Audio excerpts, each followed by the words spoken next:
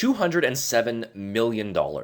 This is the amount of money that was spent last year on abdominal exercise equipment sold through infomercials. Aside from the fact that a few wealthy marketers are cleaning up big time on the sweat and dreams of all the sculpted ab hopefuls out there, this tells us one thing: six-pack abs are in high demand. It's no secret that virtually every single person out there, even those who aren't involved in bodybuilding and fitness, desire a flat, tight, and well-defined midsection. Six-pack abs are at the top on most people's list of priorities in the gym, and everyone seems to be on a mission to get them. How do most people go about this?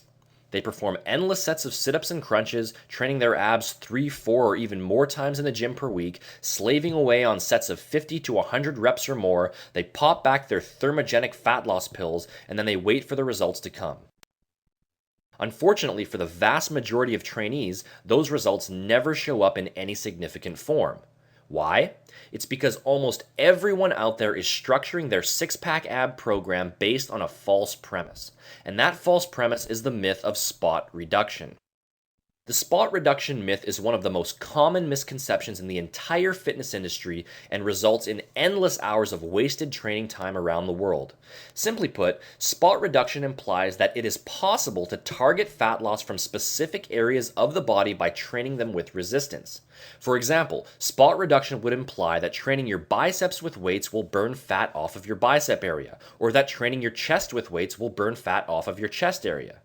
The truth is that this notion of targeting fat loss from specific areas of the body is downright false, illogical, and untrue. Let me clear this up once and for all.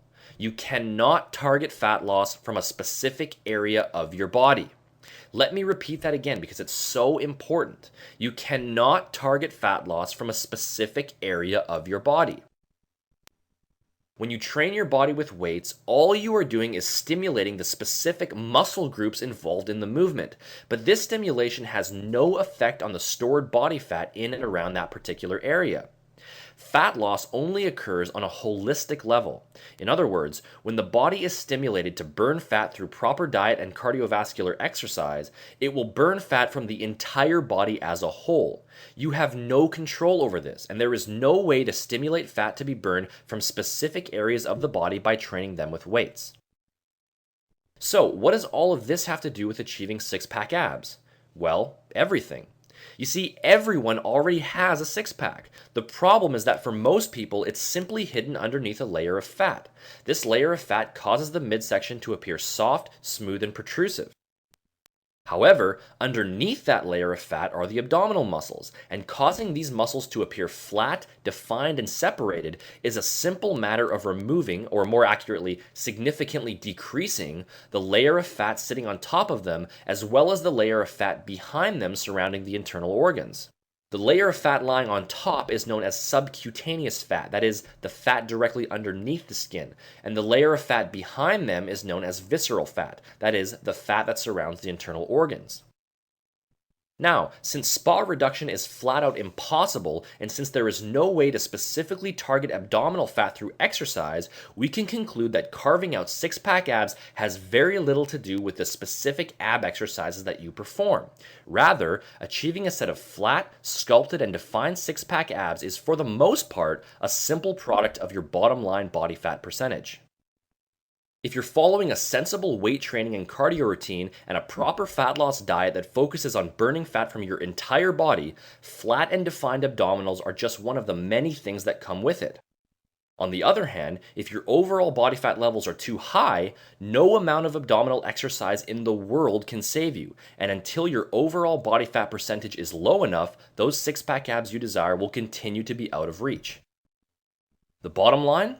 Any program that claims to deliver six-pack abs is essentially a fat loss program, because the only surefire way to sculpt out the impressive abdominals you're after is to gradually lose fat from your entire body.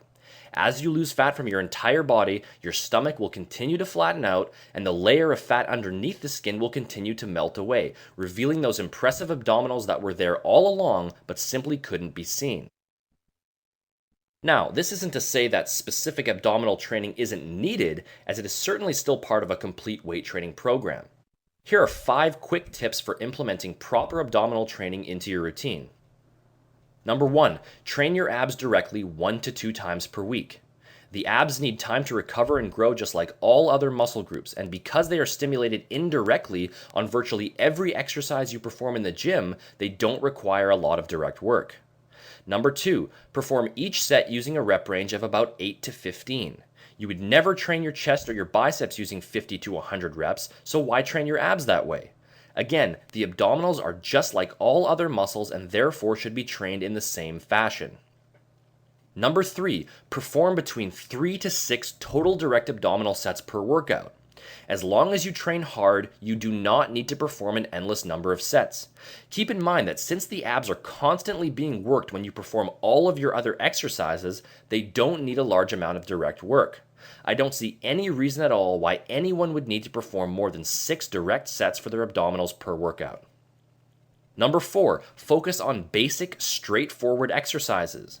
You don't need any fancy workout gadgets or revolutionary techniques to get an optimal abdominal workout. Stick to basic, straightforward movements such as weighted crunches, rope crunches, Swiss ball crunches, weighted leg raises, hanging leg raises, and Swiss ball leg raises in order to get the best results. And number 5, train with a high level of intensity. The abdominals respond to muscular overload just like all other muscle groups, and in order to get them to respond, you must be willing to train hard. If the last 1 to 2 reps of each set are not extremely difficult to perform, you're simply wasting your time. As you can see, abdominal training is very basic and straightforward, and there is no need to get fancy or overcomplicate things.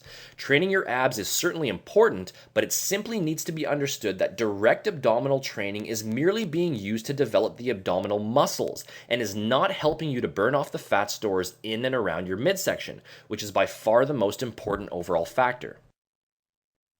If you want to learn all of the details behind structuring the absolute most effective and efficient fat burning program possible, just click the link in the description box to visit my personal website. There you can sign up for my free online fat burning email course entitled 6 Critical Keys to Rapid Fat Loss Revealed, where I uncover all kinds of useful training, nutrition, and supplementation techniques that will help you melt off body fat and achieve a lean, impressive body as quickly as possible. You'll also gain instant download access to the first 2 chapters of my hugely popular fat loss ebook, The Truth About Burning Fat, which is a complete step-by-step guide to losing body fat and defining your muscles without fad diets or bogus supplements of any kind. Go ahead and click the link in the description box, and I'll see you next time.